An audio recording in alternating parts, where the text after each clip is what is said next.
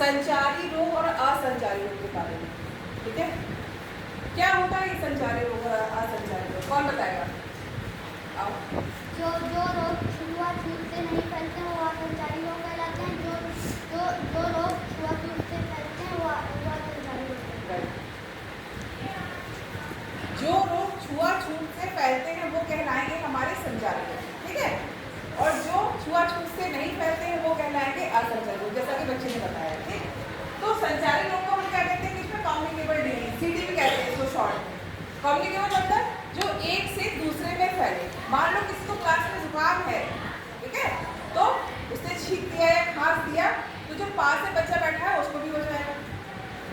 यही तो होता है, उसके जो जर्म्स हैं जो पास में बच्चा सांस लेगा उसको भी हो जाएगा। तो वो बीमारी क्या कहलाएगी? हमारी संचारी रोग। जैसे कि सर्दी जुकाम, उसको कोल्ड कहते हैं इंग्लिश में। वायरल इन्फेक्शन, कोरोना वायरस आया था, कोविड, तो वो भी तो यही था कि हमें 2 गज की दूरी बनानी है, मास्क पहनना है ताकि हमें इन्फेक्शन ना हो। हम लोगों ने अपना बचाव किया था, तो वो भी क्या है? हमारा संचारी रोग। टीबी, ट्यूबरकुलोसिस, ये भी एक बीमारी है। इसमें क्या होता है? इन्फेक्शन हो जाता है ना? तो ये भी क्या है? छुआछूत की बीमारी, यानी कि कम्युनिकेबल डिजीज। नेक्स्ट है हमारा असंचारी रोग, यानी कि नॉन कम्युनिकेबल डिजीज, इसे कहते हैं शॉर्ट में NCD। ये क्या होता है? ये अगर किसी व्यक्ति को होता है तो उसी में ही रहेगा, किसी दूसरे व्यक्ति को नहीं होगा। मान लो किसी को डायबिटीज है, शुगर कहते हैं ना, शुगर की बीमारी है, तो वो उसी पर्टिकुलर व्यक्ति में ही रहेगा, दूसरे में ट्रांसफर नहीं होगा। या कैंसर है, कैंसर क्या होती है? कैंसर क्या होता है? सेल की अनकंट्रोल्ड ग्रोथ होने लगती है, बहुत ज़्यादा सेल बढ़ने लगती है, तो उसे कैंसर कहते हैं। तो वो भी किसी पर्टिकुलर व्यक्ति में ही होगा। तो ये सारे लोग क्या कहलाते हैं? हमारे असंचारी। लंग इन्फेक्शन, किसी को एस्थमा हो जाता है, एस्थमा जिसको कहते हैं, तो लंग इन्फेक्शन होता है, तो वो भी किसी पर्टिकुलर व्यक्ति को ही होगा। तो ये हमारे सारे कहलाएंगे असंचारी रोग। अच्छा ये बताओ, ये जो रोग होते हैं हम इनसे बच भी तो सकते हैं। Prevention is better than cure. आप डॉक्टर के पास जाओ दवाई लेने, उससे अच्छा ही पहले ही हम ऐसे प्रिकॉशन ले लें कि कोई बीमारी हमारे पास आए ना। तो उसके लिए सबसे पहले क्या है? हेल्थ और सैनिटेशन। हेल्थ मतलब हमारा स्वास्थ्य और सैनिटेशन मतलब साफ सफाई। ठीक है, ये एक सिक्के के 2 पहलू हैं, हेल्थ और सैनिटेशन। आप अपने आसपास जितनी स्वच्छता रखेंगे उतनी ही आप बीमारियों से दूर रहेंगे।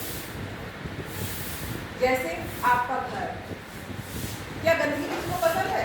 किसको नहीं पसंद है? आप अपना घर साफ रखिए, सुबह झाड़ू पोछा लगाते हैं ना, मम्मी लगाती हैं। फिर आपके घर के आसपास कोई भी ठहराव वाला पानी ना हो, पानी ठहरा हुआ हो, उसमें क्या होता है? मच्छर पनपते हैं, तो वो पानी इकट्ठा मत होने दीजिए। गर्मियाँ आएंगी, कूलर आप लगाएंगे, तो कूलर में भी कोशिश करिए पानी जो भरे वो डेली चेंज करते रहे, ठहरा हुआ पानी नहीं होना चाहिए उसमें। यही सब क्या होते हैं? यही सब कारण होते हैं बीमारी के। आप सुबह डेली नहाइए, नहाते हैं सब लोग कि नहीं? नहाते हैं ना।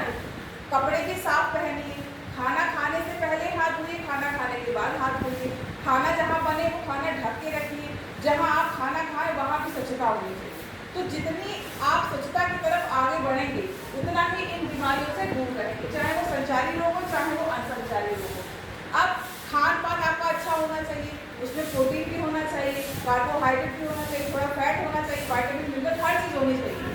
जो फास्ट फूड है, पिज्ज़ा है, बर्गर है, समोसा है, इससे दूरी बना के रखिए। बहुत मैंने तो महीने में 1 बार खा लिया, ये नहीं कि रोज़ पिज्ज़ा बर्गर चाउमीन मैगी खा रहे हैं, पास्ता खा रहे हैं।